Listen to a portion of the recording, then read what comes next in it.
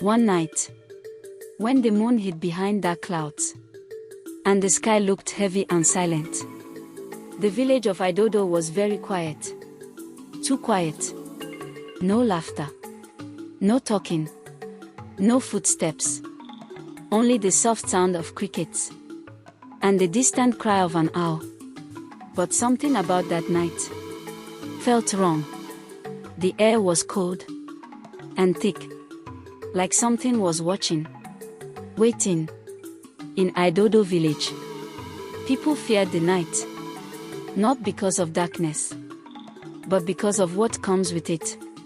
Long ago, before the roads, before the noise of motorcycles, IDODO was a peaceful place.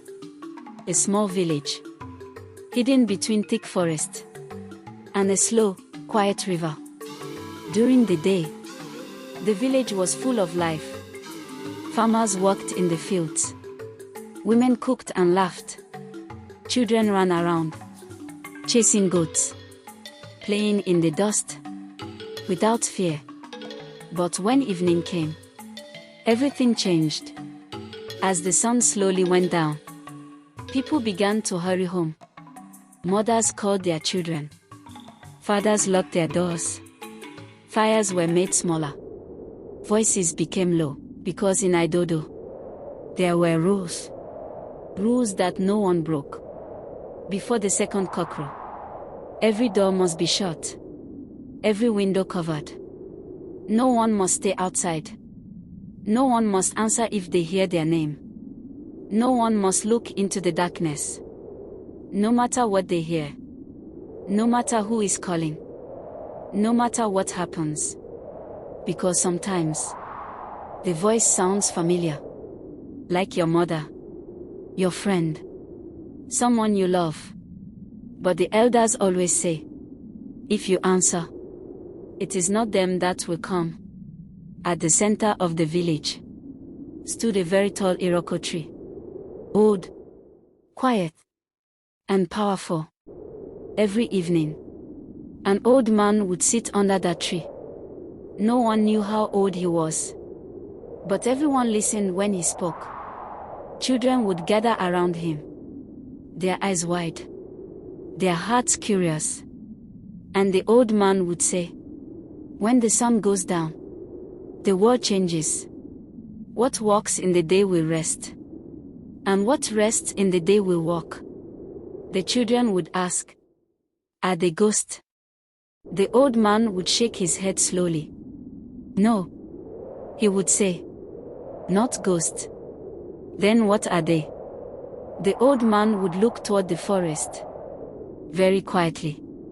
Very carefully. And then he would say only one word. Owners. That night, even the old man felt something was wrong. He did not sit long under the tree. He stood up early. Faster than usual. And as he walked away, he said softly, tonight, do not listen. Inside their homes, people felt it too. A mother held her child tightly. An old woman whispered prayers. A man sat still, his face covered in sweat. Even the animals were not calm. Dogs did not bark. Goats did not move. Chickens stayed silent. It was as if everything knew something was coming. Then, midnight came. Slowly, quietly. The moon disappeared completely. The darkness became deeper, heavier. And then, a sound came from the forest. Dum. A drum. Dum. Slow. Deep. Heavy. Dum, dum, dum. No one in IDODO played drums at night. No one. But the sound continued. Getting louder. Closer. Then something else joined it. A voice. Not singing. Not speaking. But chanting. Low. Slow. And strange. Inside one hut, a man heard his name. Chinidu. He froze. Again.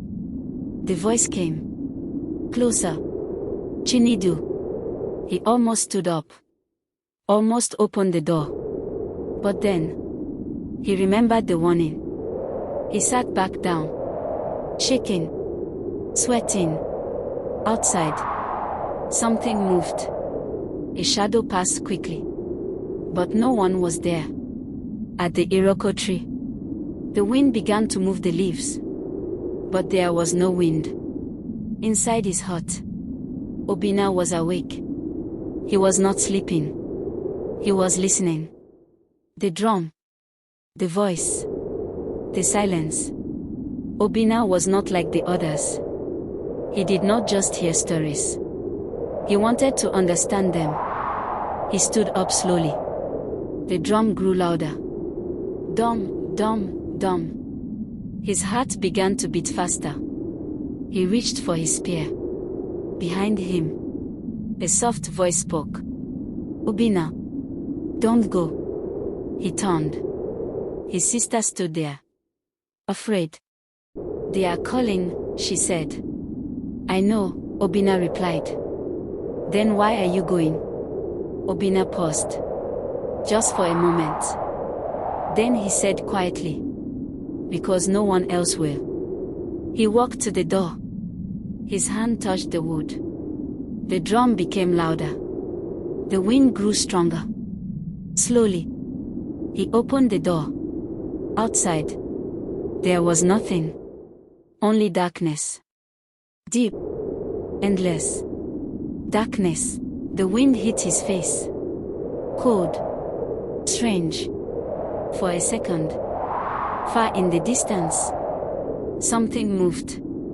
Tall. Still. Watching.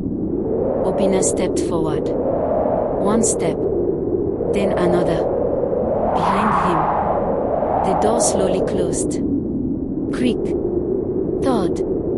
And in that moment, everything changed.